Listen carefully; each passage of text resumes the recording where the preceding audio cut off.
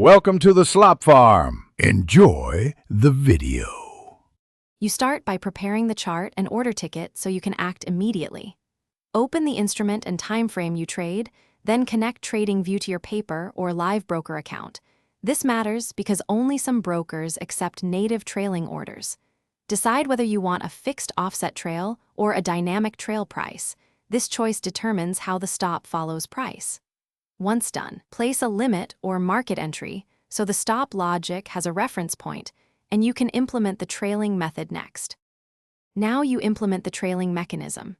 If your broker supports trailing stops in TradingView, open the order ticket, set stop loss, and enable the trailing option, specifying the offset in points or percent.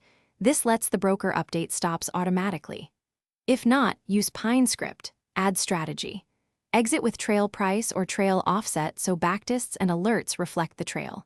For live automated adjustments, create alerts that call a webhook or trading bot to move the stop.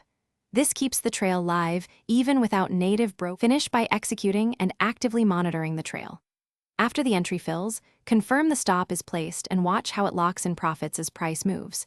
Make sure the trail follows recent highs or lows as intended. If volatility suddenly increases, adjust the offset wider or pause trailing to avoid premature exits.